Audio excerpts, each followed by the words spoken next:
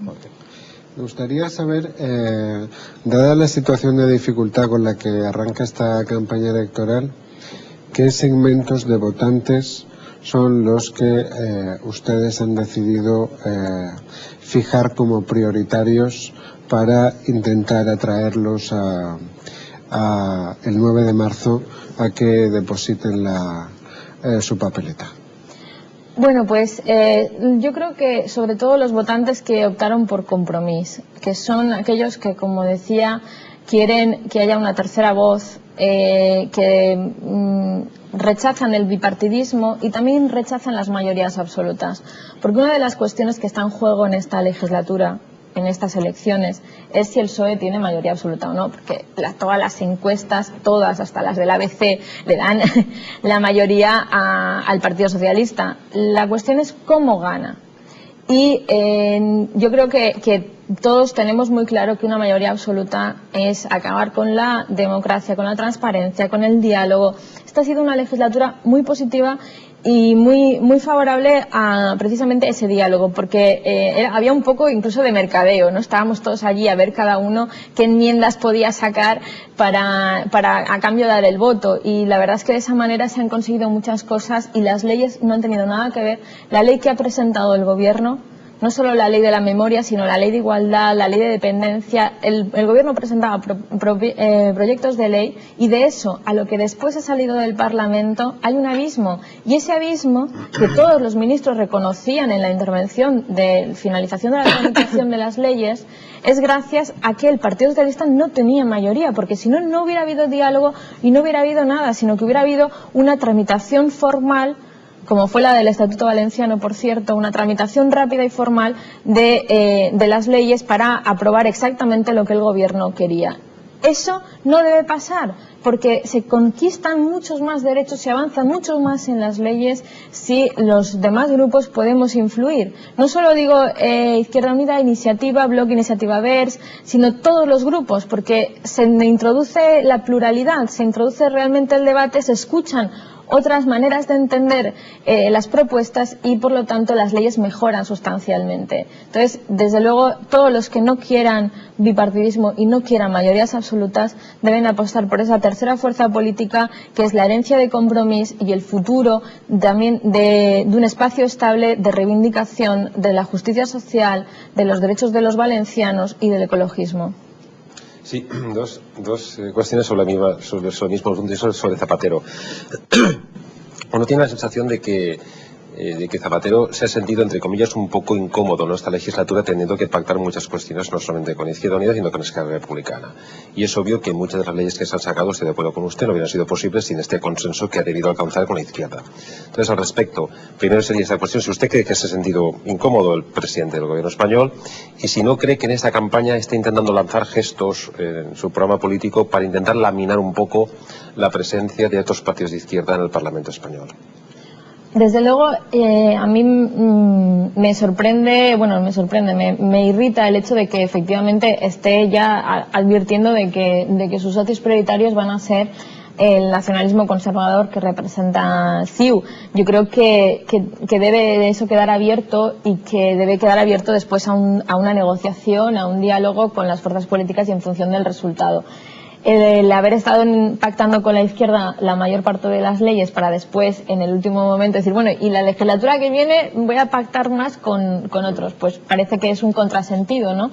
No creo que sea una cuestión de sentirse más o menos insatisfecho, sino que el nacionalismo conservador lo que permite es que, únicamente preocupándose de las cuestiones que afectan a Cataluña, en ese caso les permiten hacer lo que quieran en el resto del Estado, y eso a nosotros nos perjudica como valencianos. Entonces, yo creo que es importante tener un buen resultado electoral por parte nuestra para que los valencianos también tengamos voz y reivindiquemos desde la izquierda que los cambios sociales giren hacia nosotros, giren hacia Valencia y giren hacia la izquierda.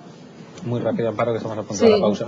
Pues le planteo las preguntas y luego las contestas, en todo caso. Fenomenal. Dos cuestiones: trasvase del Ebro y financiación autonómica. Me gustaría saber, el partido al que usted representa, perdón, ¿qué postura va a fijar en torno a esas dos cuestiones? Pues no sería de mi agrado por aquello de dejarle pensar, pero no vamos a tener más remedio, le vamos a dar esa oportunidad porque la publicidad así nos lo demanda. La respuesta a esa pregunta que planteaba, doble pregunta que planteaba Amparo Tórtola, tendrá que venir en tan solo unos minutos. No se marchen, una breve pausa y enseguida continuamos con esta entrevista a Isaura Navarro. Ya estamos aquí de nuevo en la hora de Valencia. Recordamos hoy entrevistando a Isaura Navarro, la candidata del blog Iniciativa Verds de cara a esas elecciones al Congreso del próximo 9 de marzo. Nos acompañan Chimo Ferrandis del diario El País, Salvador Enguix de La Vanguardia y Amparo Tórtola. Precisamente con Amparo Tórtola nos quedábamos justo al finalizar la primera parte. Planteaba una pregunta a Isaura Navarro, una doble pregunta en torno a la opinión que tiene ella y su coalición de temas muy candentes, como pueda ser el del trasvase del Ebro, la política hidrológica en general, y otro el tema de la financiación, el sistema de financiación.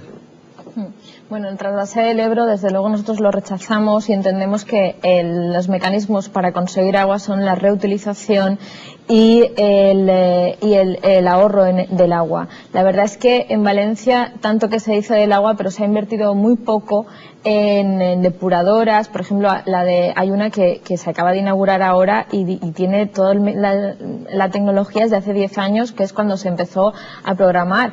Y entonces estamos cuando se inaugura, o sea, cuando se empieza a utilizar, ya está atrasada. O sea, tenemos problemas en inversión real en mecanismos para ahorrar el agua.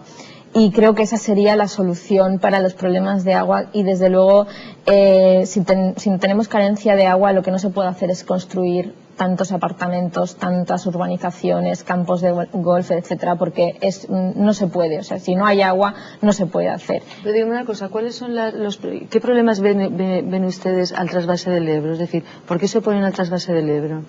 Porque no es un mecanismo ecológico para conseguir, sostenible medioambientalmente para conseguir agua. Es un error medioambiental que no se debe realizar.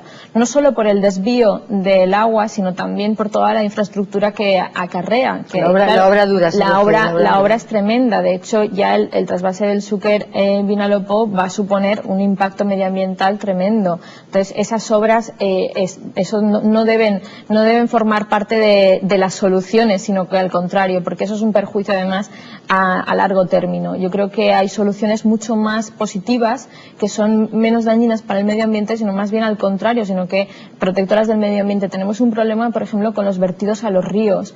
O sea, al Xúquer le llegan vertidos de muchas poblaciones, de fábricas, y eso no se está evitando. O sea, hay mucho trabajo por hacer que no se ha hecho. Se dice, el trasvase del Ebro. Bueno, pero hagamos antes todas estas cosas, ¿no? Que nos van a traer agua seguro, y eso lo mejor es escuchar a los expertos de la nueva política de agua, nueva cultura del agua, que lo tienen muy claro y que nos dan las soluciones. Hay que invertir en eso y es más económico y es más útil y menos perjudicial para el medio ambiente.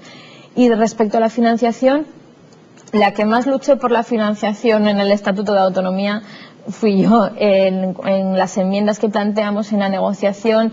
Yo he participado como ponente en el Estatuto de Autonomía valenciano, balear, aragonés, y me da hasta vergüenza porque en el resto de estatutos, en todos, hay referencias sobre la financiación, hay avances en financiación, parámetros a tener en cuenta. En el balear, 3.000 millones de euros directamente recogidos como deuda histórica. El único en el que no hay nada, ni hay deuda histórica, ni hay nada sobre la financiación autonómica, es el valenciano.